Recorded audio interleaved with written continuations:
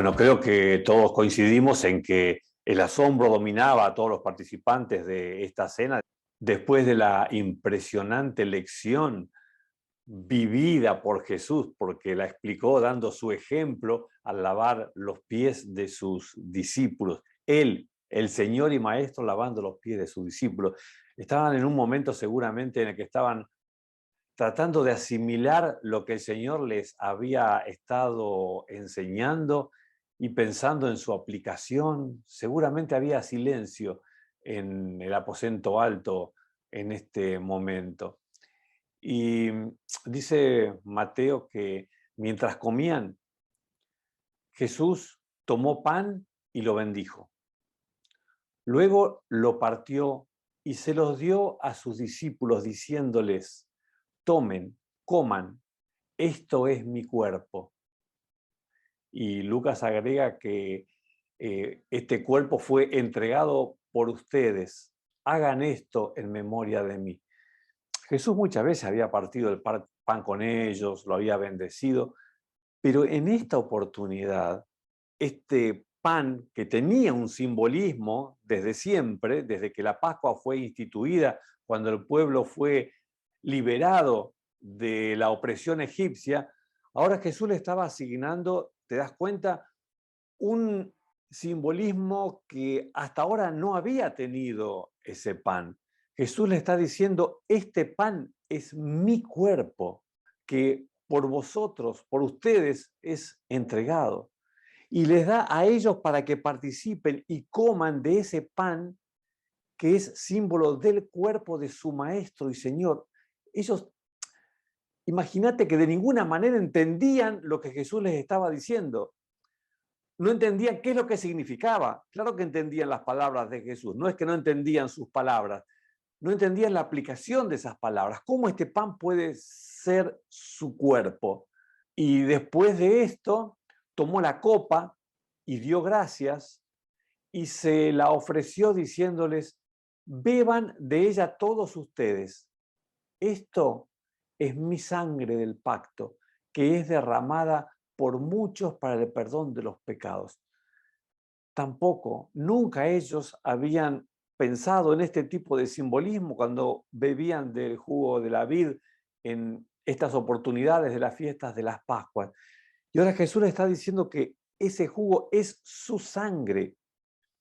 Jesús estaba revelando algo tremendo que ellos nunca habían aceptado hasta este momento y no lo aceptaban aún todavía, que su cuerpo sería entregado y su sangre sería derramada. Y los está invitando a participar de este jugo de la uva, de este jugo de la vid, aunque ellos no lo entendían.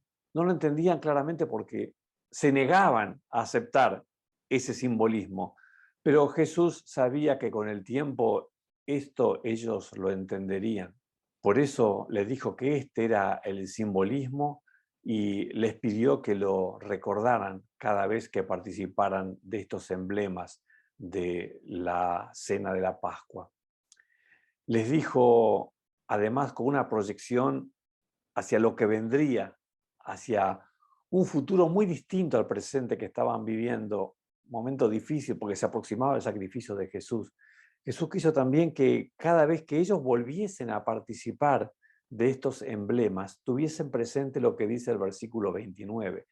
Les digo, no beberé de este fruto de la vid desde ahora en adelante, hasta el día en que beba con ustedes el vino nuevo en el reino de mi Padre. Me encanta pensar que cada vez que participamos de estos emblemas, lo que estamos recordando es no solamente el sacrificio de Jesús donde dio su vida por nosotros, sino también recordando el día de la promesa que Él nos hizo en el que volveremos a encontrarnos en la casa de su Padre. Y Él, ahí reunido con nosotros, volverá a participar de una cena como esta. Qué lindo pensar en eso, ¿no?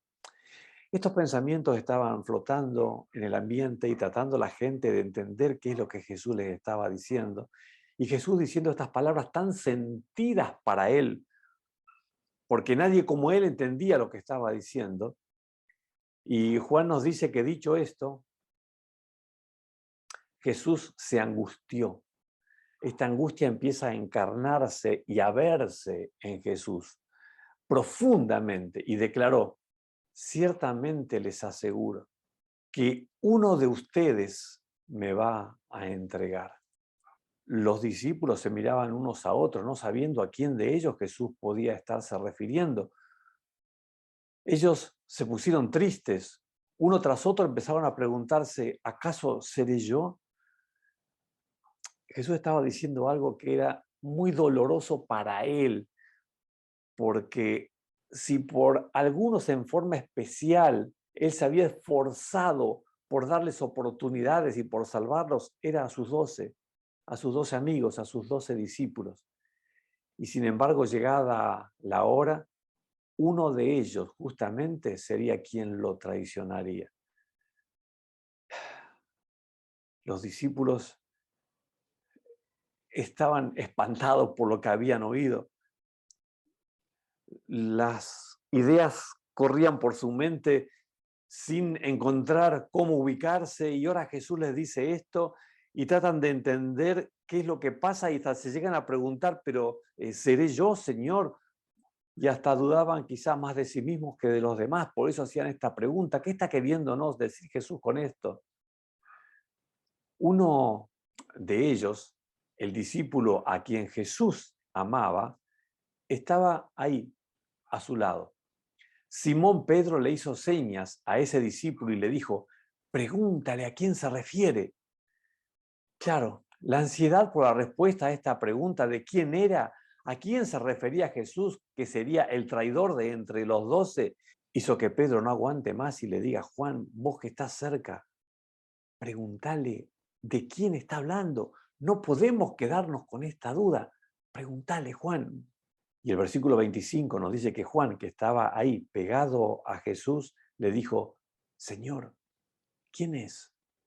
Preguntó él, reclinándose sobre Jesús. Y Jesús le respondió a Juan: aquel a quien yo le dé este pedazo de pan que voy a mojar en el plato, le contestó Jesús.